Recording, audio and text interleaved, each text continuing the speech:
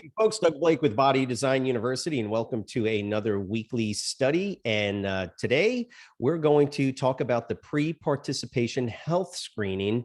And I was actually looking through the group and saw something very interesting. Normally, in this part of the textbook, the pre-participation health screening, this particular chapter, what ACE does is they kind of use the ACSM, American College of Sports Medicine's lead when it comes to the use of an actual sort of worksheet questionnaire and algorithm on how to move people through sort of the beginning stages of getting ready for a workout program.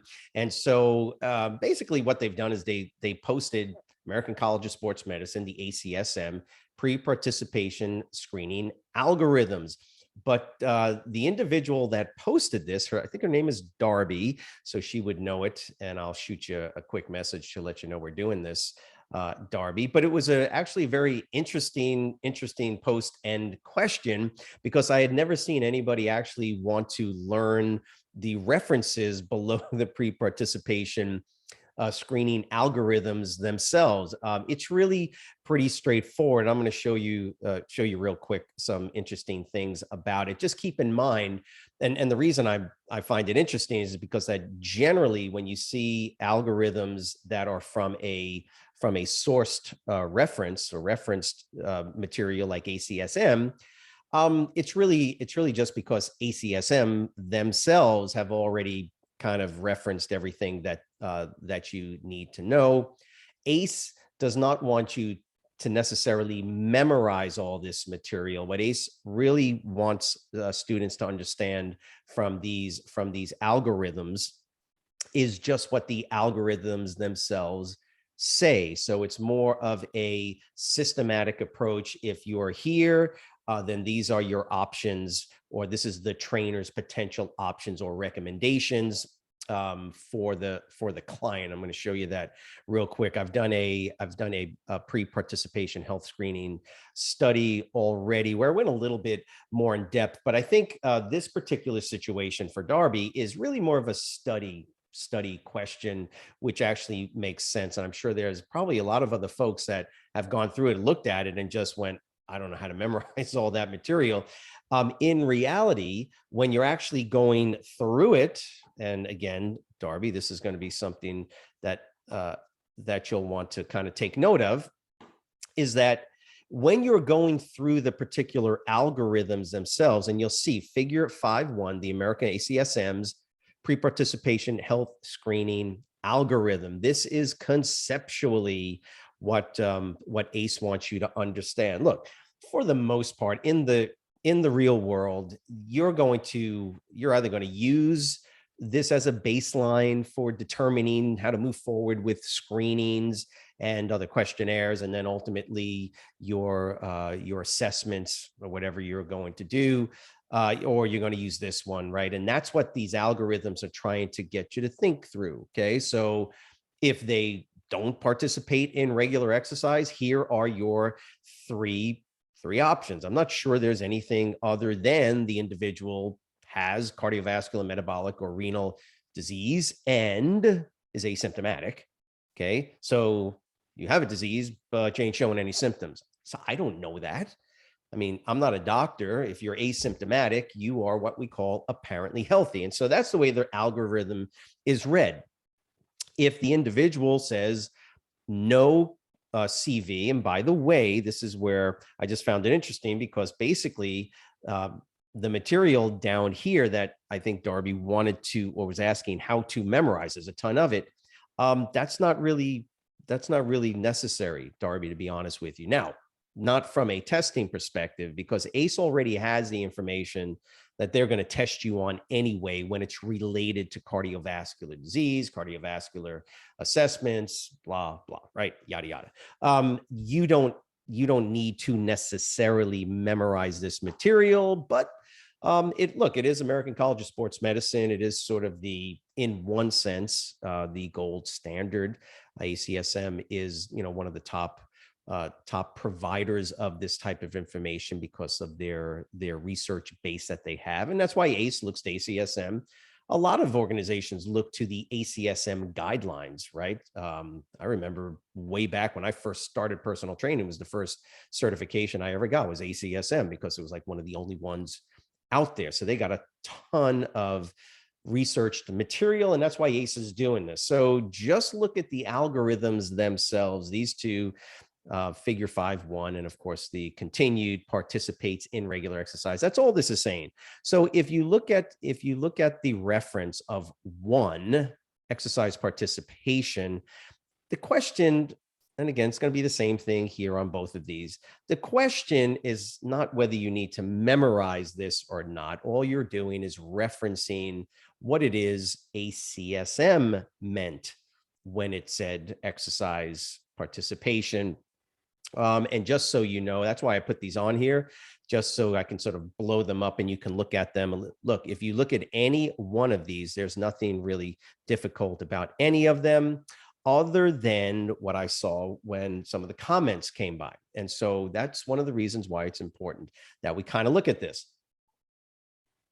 When you look at the percentages, okay, light intensity exercise, moderate, and then vigorous, these would really be, they would probably be the only components or elements of these references that might throw you for a loop, because now you're saying, oh my goodness, do I need to memorize light intensity, moderate, vigorous? And the answer is, well, yes, but don't worry about it from here in chapter 5. What you're going to worry about when it comes to these percentages, anything like this, is what ACE has decided to determine what low, moderate, high intensity is. So that's where it's important to keep in mind. This is ACSM. ACE does abide by most of the materials from ACSM, but don't let that be your guide, because once you go through the rest of the chapters, as some of the other students actually responded to the post, as you get through the rest of the chapters, ACE is going to give you the stuff you need to memorize anyway, and they're going to give you a ton of charts and lots of information. So don't worry about this or this. And keep in mind, if you're still saying, well, Doug, I don't care, I still want to memorize those references, look, it's the same thing. So this one and this one are, for the most part, I don't think there's any difference. Exercise participation, okay. The only difference may be because this one is an individual that is already participating, but check your cardiovascular disease. It's the same thing. Metabolic disease, type 1, type 2 diabetes, it's the same thing. So you don't have 2 pages to memorize, you have 1 page to memorize.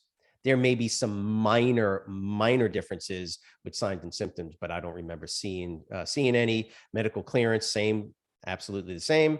Look at your light, mod, and vig intensities. They are all the same. And number 9 just tells you ACSM guidelines for exercise testing. If you want to get the book and read through it yourself, it is a ton of material. Darby, I think the response to your post is simply, I'm glad you're actually trying to memorize and learn all this information. But trust me, the algorithms themselves are what's important. Look through them. They make a lot of sense. They really do. And again, folks have asked the same question, not on those references, but on the algorithms. How do I memorize the algorithms?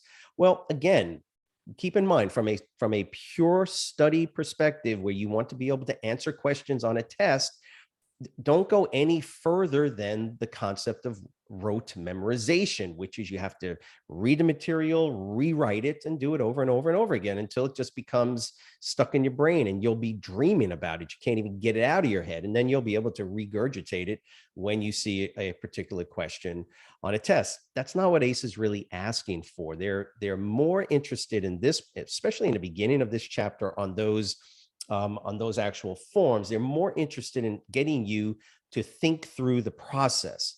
It's very helpful because what ACE did in their 6th edition is they really pushed towards a concept with their ACE mover method to ensure that there's no barriers, or you're limiting and reducing barriers to entry into exercise and movement and things like that. And one of the reasons why they're doing these algorithms is to help you to determine, or at least see through or move through the determination of whether or not you even need to do specific assessments. And so, and I did this on last week's study, talked about this concept of assessments, and the idea that, ACE says don't do assessments if the client doesn't want to do assessments. And so there's a part of this, it's kind of a trade-off. It's an art. There's a part of this with those algorithms where you have to make the determination. Generally, and the algorithm shows it, that when individuals are not, when they are asymptomatic, when they're not showing any overt signs of disease or problems or anything like that, you just start moving forward. Get people exercising. In the real world, we get people exercising and we ask them a couple of basic questions, right? If they are symptomatic or they are showing issues and concerns, we get a medical clearance. So when you're in chapter 5, you're reading through this, kind of take a step back every once in a while and just look at it from the perspective of what ACE, and they talk about it, by the way, in their previous chapters.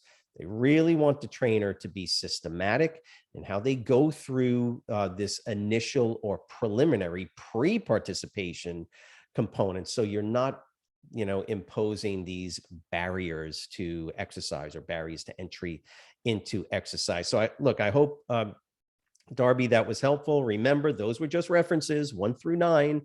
They're just references. They're pretty much exactly the same on the one page algorithm as on the other page algorithm. Remember, ACE imported all of that from the ACSM guidelines book that is out there, and you can take a look at that. So if you do have any other, I hope it was helpful. And just keep in mind, those references, they're going to be spoken about as needed in later chapters through the 6th edition anyway, and that's going to be the material you need to learn and memorize. I hope this was helpful. If you do have any questions, just like you did, Darby, and everybody else can do this, you just put the question. If you need to take a screenshot, whatever it is, anytime you have quiz questions, if particular questions on a quiz or a practice exam, screenshot it and bring it up, and let's go ahead and do a weekly study on it. Because if you are having questions on it, it's guaranteed there's going to be a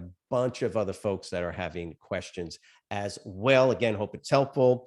You all have a great weekend, and we'll see you next week. Thanks.